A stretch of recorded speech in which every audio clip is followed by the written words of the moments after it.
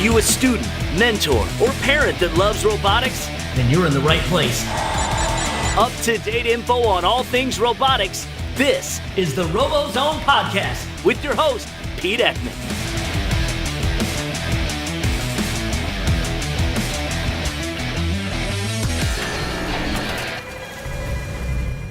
The RoboZone Podcast is brought to you by Kettering University.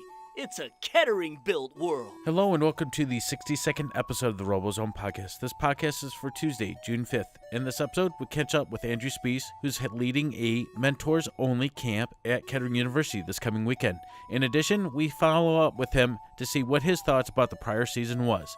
So let's get ready for a great interview, and let's hear from our next sponsor. The RoboZone Podcast is brought to you by AndyMark.com, your robot parts experts. With me, I have the Andrew Spiece. You've been on many times. How are you doing, Andrew? Not bad, brother. Not bad at all. For anyone that hasn't listened to the podcast, and maybe this is the first episode, give us a little bit of background, Andrew. Who are you? What team are you on? What do you do on the team? Andrew Spiece. I was the 2016 Woody Flowers Award finalist for first in Michigan. I've moved teams recently due to some lifestyle changes, but right now, currently, at this very moment, I am on Fenton's team, Team 5114, and the Holly Robotics team, Team 7211, Team Hollywood. A dual threat, we'll call it. A dual threat. Right now, yep.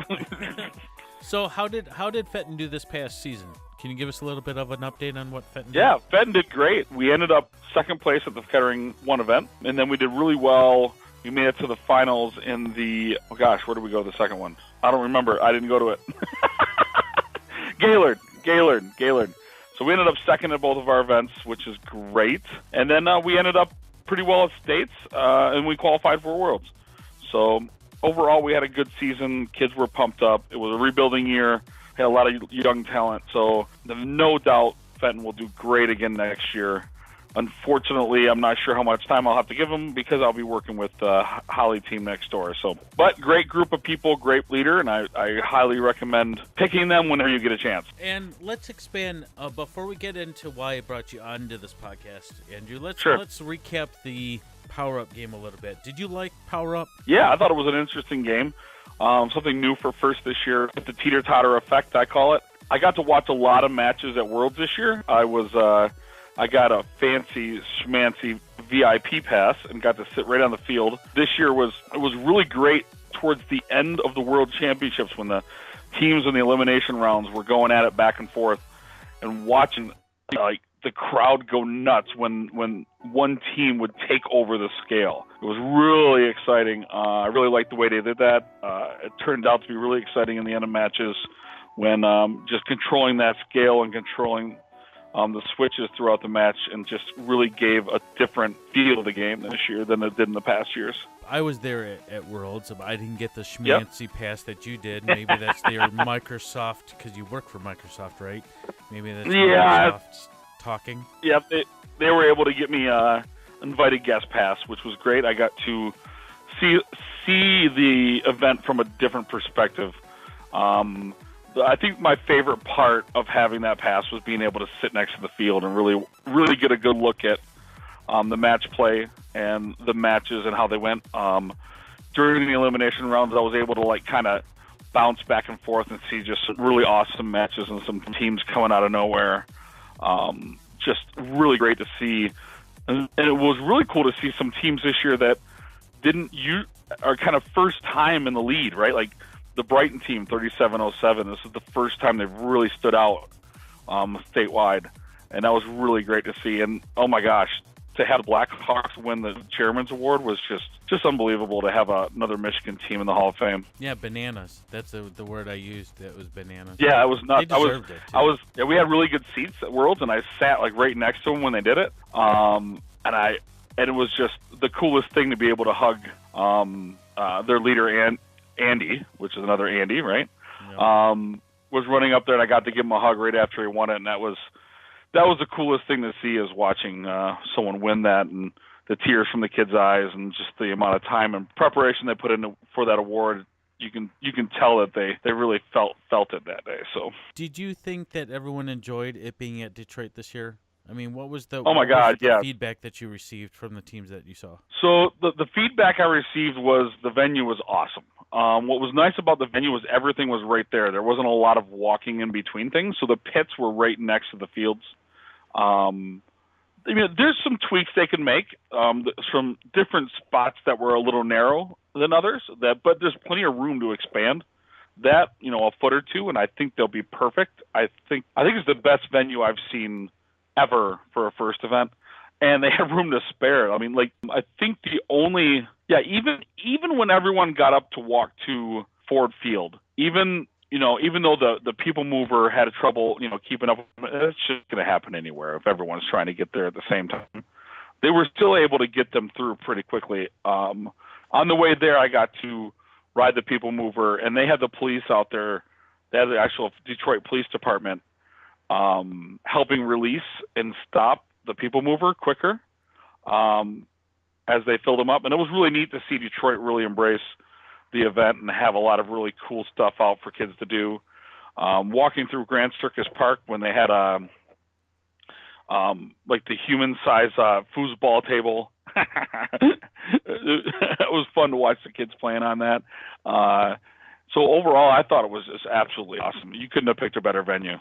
And you guys had really good weather. I mean, it wasn't raining that day. It was pretty nice. It wasn't really warm. It wasn't really cold. It was kind of right in the middle. Yep. I saw a lot of teams walk it from Cobo to the Ford Field, and no one seemed extra strenuous, right? It wasn't extra strenuous. It was a walk. Don't get me wrong. It was a good walk, but it wasn't the end of the world if you had to walk it. Luckily, I got parking right downtown, and my parking ramp for work is attached to both the people mover and the queue line. So on the way back, I got to cheat, and everyone was getting on the people mover, and I got to take the queue line, and it was empty. So I think after this podcast is released, this episode released, people are going to start banging on your door to get set up for next year. Because we have 2 more years of this in Detroit at least, if it's not more. I have a funny feeling it's going to be longer. Yeah, it was great. I've been to Atlanta and I've been to St. Louis. Both of them had a good trek between the pits and the field. I am not familiar with Houston. I've never actually been there, but this one was by far the best setup I've seen. Do you think now that it's in Detroit and it went as well as it is, we're going to see more teams that go from the Houston World Championship to the Detroit World Championship? I mean, how does that process work? Is it by region? I have no idea how this works. It's very similar to how you pick your first event. You have a home championship, right? And then you can deny the home one to go to the other one, basically. The major factor as to when teams would switch was first, usually will conflict with one of the weekends with the VEX World Championships. And there's a lot of teams that qualify for that at the high level. So, for instance, last year in St. Louis, the Cheesy Poofs came to St. Louis because the weekend before, during their championship in Houston, the VEX World Championship was going on at the same time. So they had to switch events. You notice this year we weren't competing with them. They were at Houston. So that usually will dictate whether a team will switch or not. Is kind of the big indicator. But other than that, the money is so. If the team has the money, you'd really have to be a good fundraising team to be able to pay to make that choice. I don't know if it's fiscally responsible, to be honest with you, to just decide to go to the other one. That would be my take on that. If it were me as a team leader, I couldn't make that choice just on a whim to say we want to go to the other one. It's a difference between driving an hour or getting an airline ticket and hotel rooms, and that's a significant price. That's a good $20-25 grand. Right, and that there are those teams that have really, really gracious sponsors, and they have a lot of money, and there are teams that don't. Some teams just don't take all their kids. So a lot of the teams out west, they'll do we're only going to take the key people on the team and then some scouters. They might have 60, 65 kids on their team, but they might not take them all. And I've heard that happen too before. I know one team, probably the most traveling team I know is Team 359 out of Hawaii. They travel all over the country. They usually do a Canadian event. They have very gracious funding on their team. Well, and they need to get out of the Dodge right now because the volcano is going on, so we hope everyone's safe down there. Yeah, no kidding. Glenn Lee from that team is that. I mean, that's why he won the Woody Flowers Award. To be honest with you, if he comes up with so many funds to fund his team and give the experiences of those kids from Hawaii, and he helps fund teams all over Hawaii. Microsoft does a big event over there too, and my friend Todd Beard, who works for Microsoft, he also travels there every year for a big STEM event with Microsoft. So they do.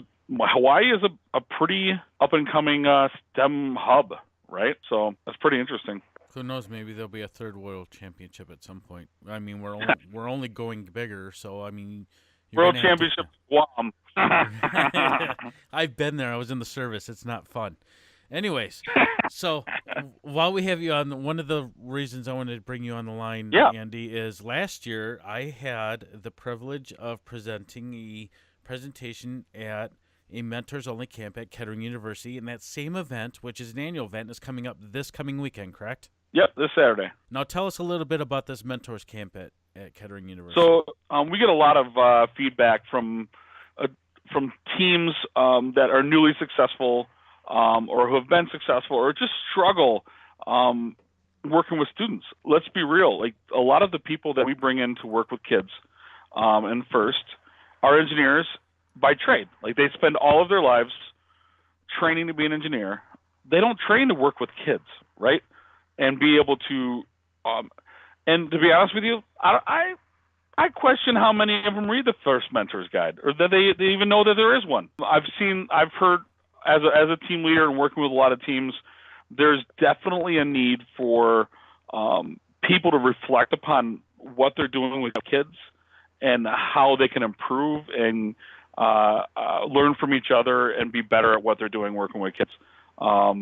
So that's kind of the premise of the camp. It's basically I do it off season.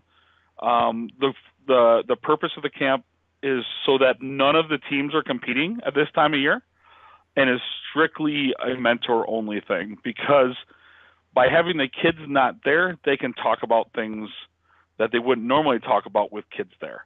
So this is a chance to learn from other mentors, ask questions about how to best work with children, and just having that, how to have a conversation with them. I've seen a lot of engineers that struggle. Let's be real. There's a lot of engineers that have, things about their personality that aren't the best for working around students, and they just need to learn from each other and be better about it.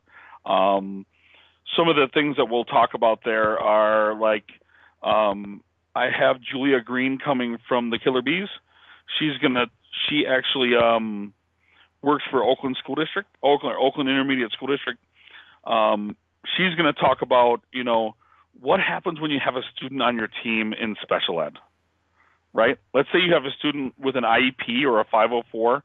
What does that mean? Do engineers even know what that means? And what is it? And what kind of things can you expect from a student like that? Not that you want your expectations to be different, but your approach a lot of time needs to be different. Well, if you have a student who's emotionally impaired, or if you have a student who has severe anxiety, maybe you have a student with autism. That's very common in our sport. A lot of kids with autism or Asperger's are attracted to what we're doing. I've worked with many of them over the years, and I've learned some things that work best for those type of students. But Julia has a really good insight on that, and I'm excited to say we have her. We also have, I'm going to be doing one on mentor onboarding, right? So you got a mentor on your team, and it's probably a good idea to sit down with them and discuss what the expectations of being a mentor are, right? What kind of time commitment is it? What does it look like for them?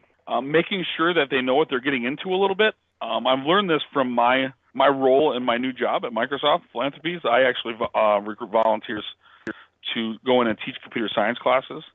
So we have a really good procedure on how we onboard volunteers.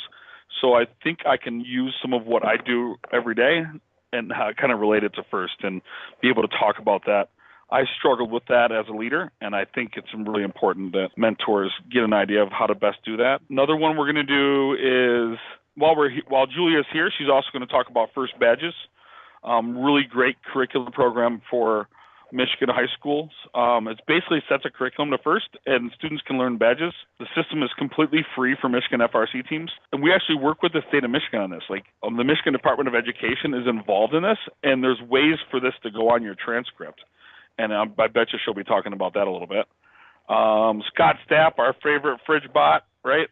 He'll be there talking about, getting schools, to get chords and letters. Like if you're on a team that your kids aren't getting a varsity letter or possibly chords when they graduate, Scott Stapp will be there to talk about that. He got both of those happening at his. I have a keynote this year. This one's a really cool one. I ran into this gentleman at a conference this year. He is a GitHub trainer for the state of Michigan, and he works at Ford Motor Company named Matt Blackburn. He's going to be coming out and talking about how first teams can use GitHub. And some people are wondering, what am I talking about? Now, the programming team know exactly what I'm talking about, but what about the rest of the team? So when the team is talking about GitHub, right, I think it's important that all of the mentors on the team know what it is, know what kind of features it has, and because teams are going to be using it anyways, right? So this is a really great way for the programming team to collaborate on code. It's also a great way to put up training for your programming team, and it's even got a built-in issue tracker. So it'll be really interesting to hear what he has to say about that. It's interesting that you bring up GitHub because I read an article today, and I know you work for Microsoft, but there's talk about Microsoft buying GitHub. Yep, I heard the same time you did when I saw that article. So yeah, that's the first time I heard that. So it'll be interesting to see how that happens. Now, usually when Microsoft acquires something, we usually acquire the staff too. And more than likely, it's not going to change a whole lot. It's just like when we bought Minecraft. Minecraft didn't change. We just added things to it.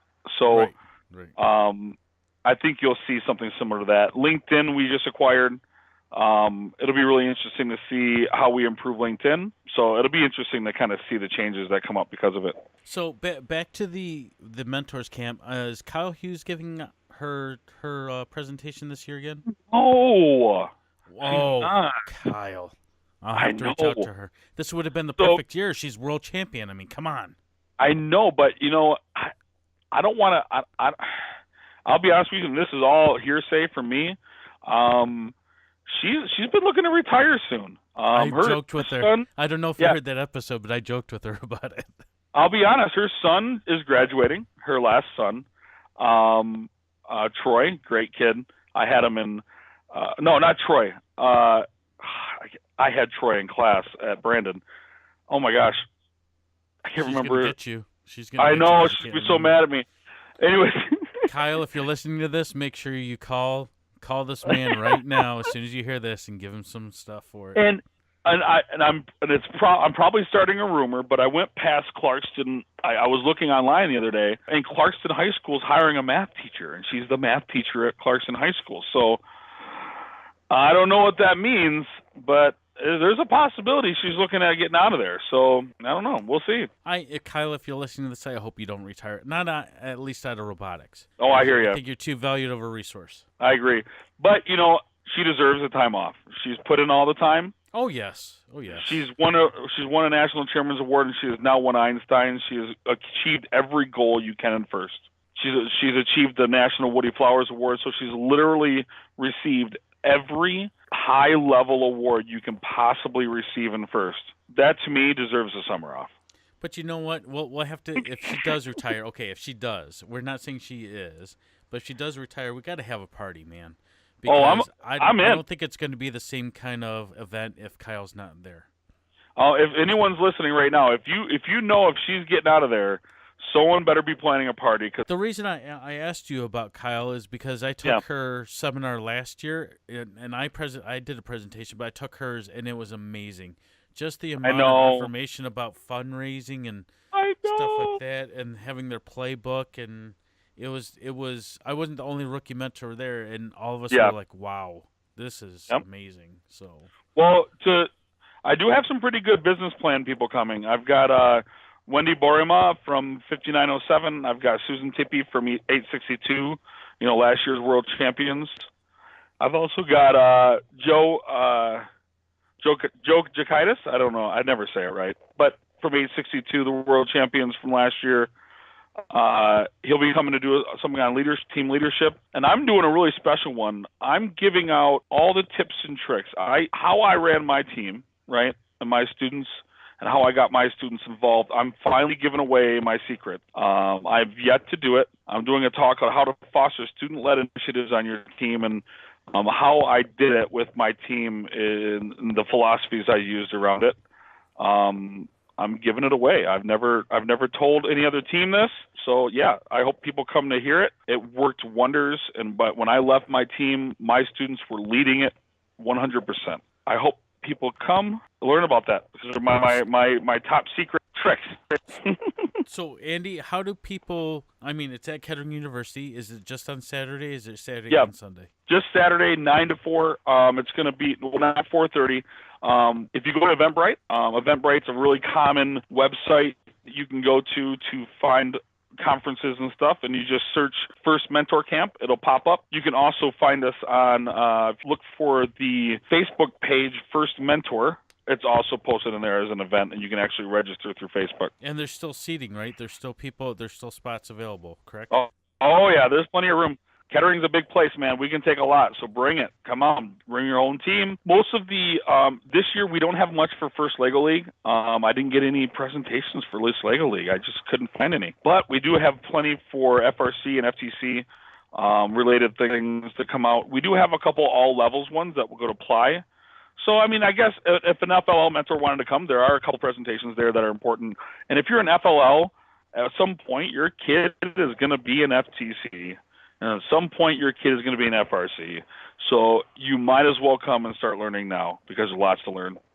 And I was going to say that same thing. Is there a cost associated with attending this camp, Andy? Yeah, so $10. $10 basically covers food. Food, it's a little bit of expenses we have. No one's making a dime off it. I think it comes out to 11 something because the cost of Eventbrite is built into that, right? So it literally is just breaking even. Last year I think we lost money. This year my program, Microsoft Philanthropy, Teals is sponsoring the event, so we're going to be able to cover the extra costs to make sure that we don't break even this year. But we wanted to keep it as cheap as possible, but you know how it is. You still got to feed everybody. You still got to get them in the door. So that's really the only cost is just to eat. So let's talk about Deep Space, okay? This is the new FRC game that's coming up, and I've asked everyone that's come on since they announced it what they think it's going to be. Do you have any idea what? Oh, no. Oh, it's a water game. No, don't start that stuff. Everyone will be bothering Don Bosey, and I'll get a phone call, and he'll say, you said it on the podcast. No, it's not a water game. No, we want a water game, it's Don. not a water game. We want a water game, let's be clear, but it's not this year. There's a lot of schools around here with pools, I'm just saying. Anyway, so no, it's not going to be a water game. Deep Space, I have no idea. If you remember 2009, 2009, Lunacy. We did play around with some moon rocks, right? Okay. Who knows? Like maybe there's some kind of like asteroid right on the field, and maybe it's and maybe we extend this video game theme into an asteroids game, and we're blowing asteroids out of the air, and they're all balloons, and we got to shoot darts at them or something. Oh, come on! They're not going to shoot darts with people in an audience. They can shoot plastic ones. We try, and you and I and every other mentor that's in first tries to tell people that we're not battle bots, because that's the first thing they try to bring, try to relate to first. I don't think it would be something like that, but I know I interviewed, over the last couple of weeks, I interviewed some seniors that were graduating, going off to college. And what are they thinking? One of them, the one that is the young man from 226. Was it Deshaun? Yeah. Deshaun? Yeah. Deshaun's a great kid. I could tell you stories about him.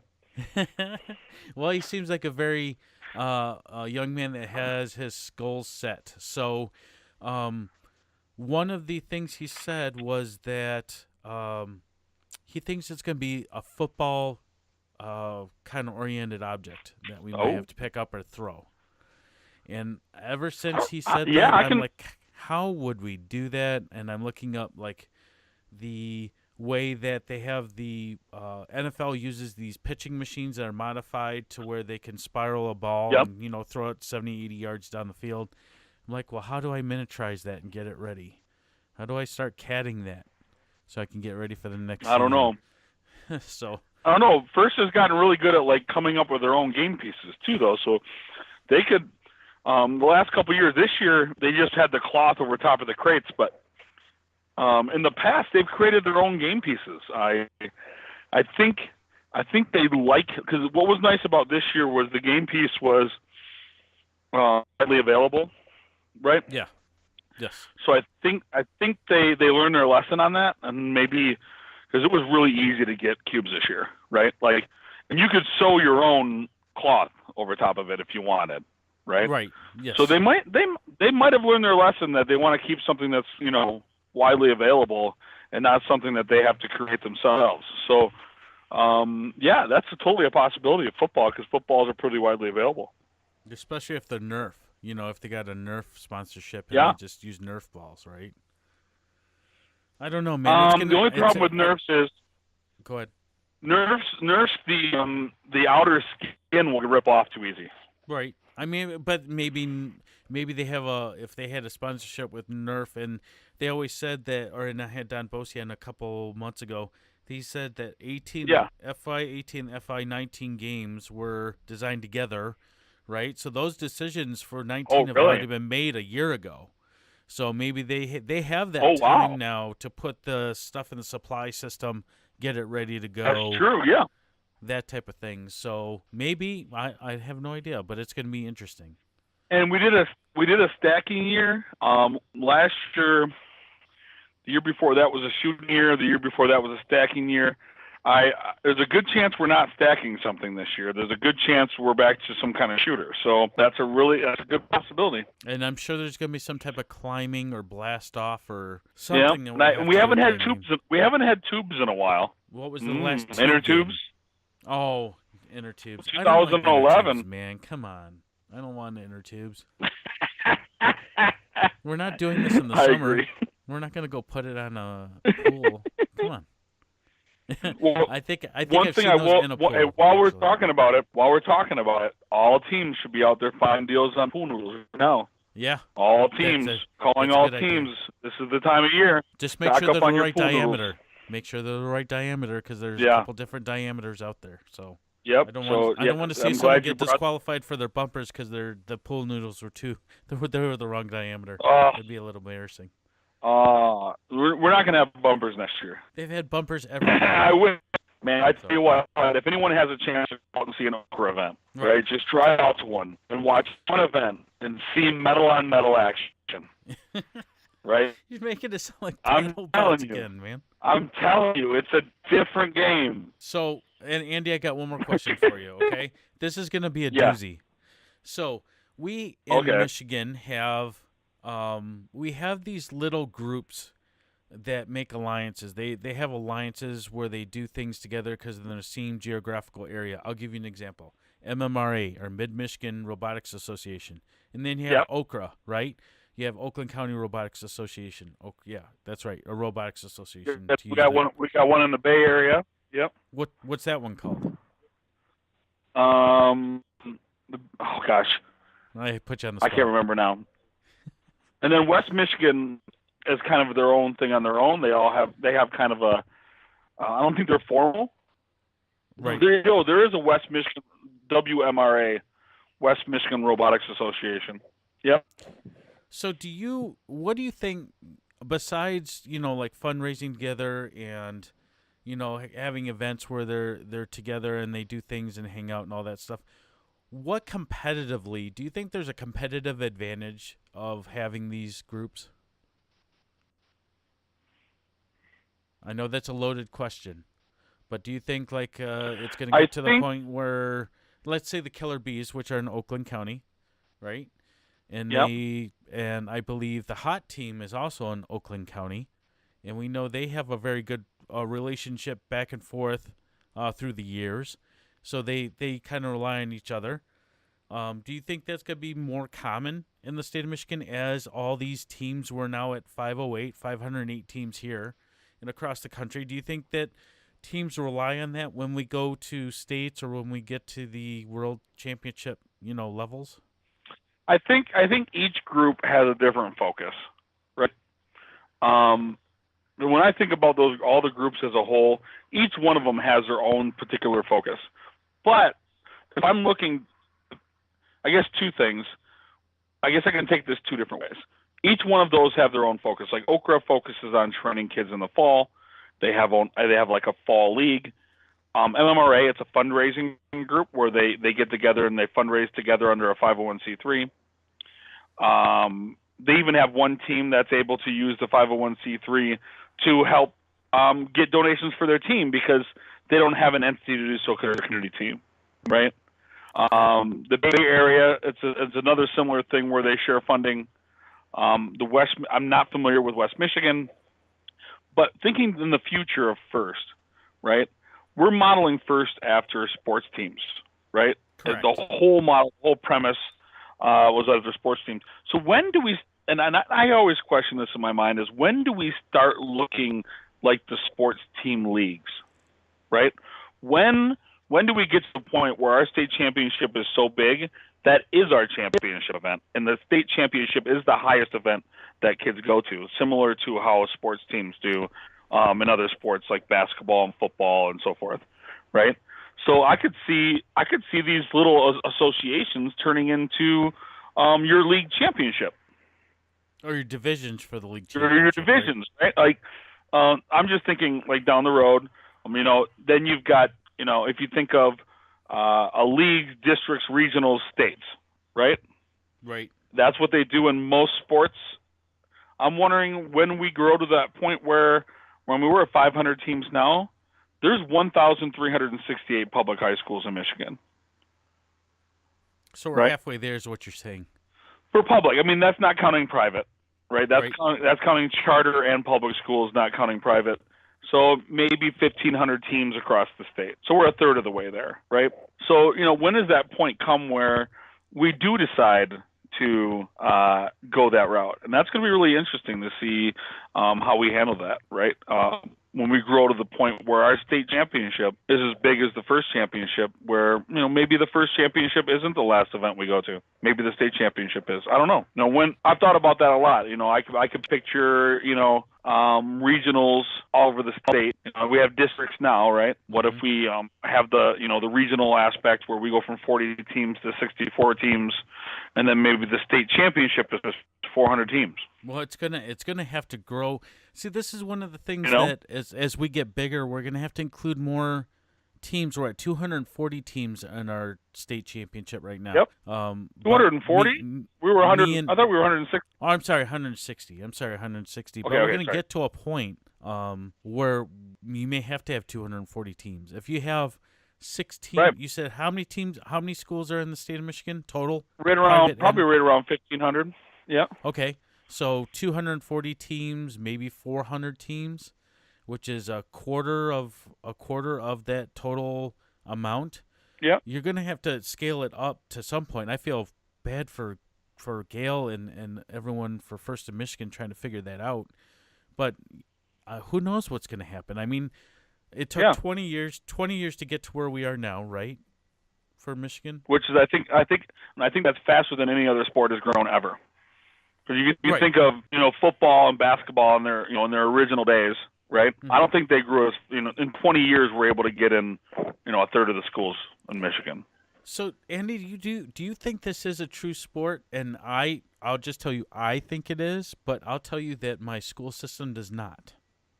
So when I've been asked this question by high school students a lot over the years, and the only thing that separates us from the sports, we do everything else they do. In fact, I think we do more because we even bring in gracious professionalism and cooperation, right? The kids learn about teamwork. The teams learn about being accountable to each other as teammates, right? They learn about being in high-stress situations. They learn about everything that you would learn in a sport, they learn in FIRST. There's only one difference that I see, and that's athletic prowess, right? So, other than lifting but you would argue, you go to 2 days of a first event, you're walking a lot, and that's a lot. You got to be. It kicks my butt, right? What about those poor people up in the airship in the 2017 game, and they're running up and down, and they're grabbing gears, and they're that's true. Trying not to get their hands chopped off. That's true. So to me, it's exactly the same as a sport. We learn everything that you do as a sport, plus we learn cooperation and gracious professionalism. And to be honest with you, I think a lot of sports, if they were to step back, take a look at what robotics does around gracious professionalism, I think we would have a lot less incidents about parents yelling at referees. We wouldn't be in a referee shortage here in Michigan. They're getting referees to go out to sports because they're sick of getting yelled at by parents. I know a lot of referees, and I know they're in a huge shortage right now. And I think a lot of it has to do with, the way sports are right now and kind of that competitiveness. We have the same competitive in first. We have this thing called gracious professionalism that we don't have issues with sportsmanship. I've never been in an event where there's a serious problem with someone yelling at a ref or doing something completely egregious. I'll admit I've been in a couple of heated situations, right? But not nearly the extent as they're coming to at sports teams. So I think there's a lot to be said for that, and I think sports teams should really take a look at. And I challenge the MHSAA to go take a look at our events and look at what that gracious professionalism does, and maybe think about how they do that. If I were to give the fact that if I, as a registered referee, and I reffed lacrosse, yep. If I had a call and the kid had a question about the call and he stepped into a box and I addressed it at the stoppage of play, rather than a coach yelling at me or a parent yelling at you or something of that nature, then I would more than willing educate the young man or the young lady of what they did wrong and how they could prevent from doing it in the future. I think as a referee for a sports team, I already do that. I left that realm alone when I came to first. You're right. We have gracious professionalism, and that's right. Maybe the MSHA can take a look at how we do things, because we're never yelling at a referee at any of these events. No, they're very rarely. I think for crying out loud. I can't count on one hand. Maybe once or twice I've seen a coach get upset. Once or twice I've seen a coach get upset, but the coach knows he can't talk to the ref. Right. Like that, they can't. And all the parents know, everybody knows that a student gets to go up there and the ref will explain it to the student. And I think that's something that we have and I wouldn't say different. I think I would go as far to say it's better than sports. I think we're bigger. I think we both validated that first is a sport, or FRC is a sport, and everyone's pumping their fist up in the air in their cars when they're listening to this, or the kids are going, you guys are right, and we'll just leave it at that. So I don't want to take up any more of your time, Andy. I want to thank you for coming on board. This discussion went much larger. It ballooned much larger than I thought it was going to be, but this is the off season. There's no competition to talk about. We have upcoming competitions. We have off-season competitions, but it's we the definitely lull, got as they say. We've definitely got to do an episode on IRI. Oh, yes, we do, because Andy Mark's a sponsor. So, Andy Mark helps put on IRI. So maybe we'll get Andy Baker, or Mary Baker, if you're listening to this, and they do listen. Let's get one of you guys on board, and let's talk about IRI, and that's coming up here in July, right? Yep, Chris Fultz would be another one from Team 234. Okay. The winningest team, I can't remember. I think maybe it's 469. It was either because I know Trucktown had won it three or four times. I know 469, I think, has won it 4 times. Oh, there's some teams up there that might be a good idea to, that have been going there literally since their inception, to talk to even. And we'll do that. We'll get them on board.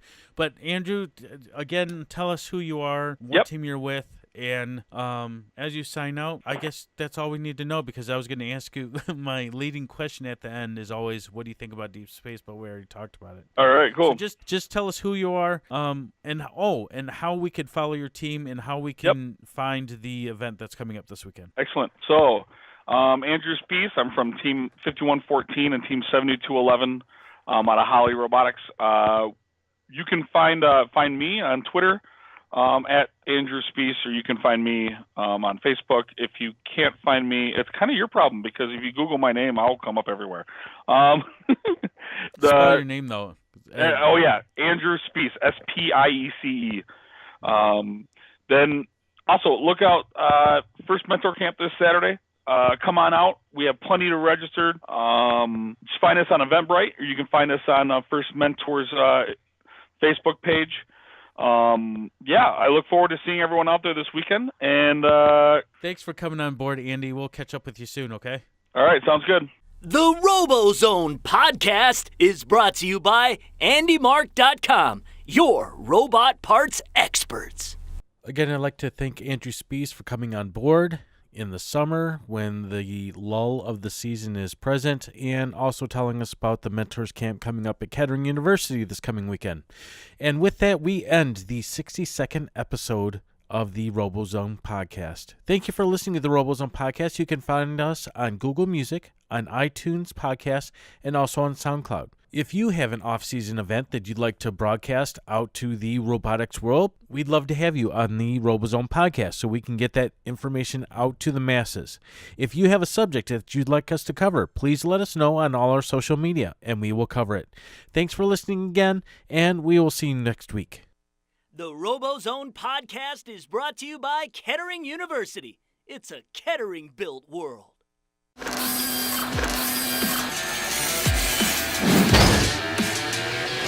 Thanks for listening to the RoboZone podcast with your host, Pete Ekman. Find us online at RoboZoneTV.com and on Facebook, Twitter, YouTube, and Instagram.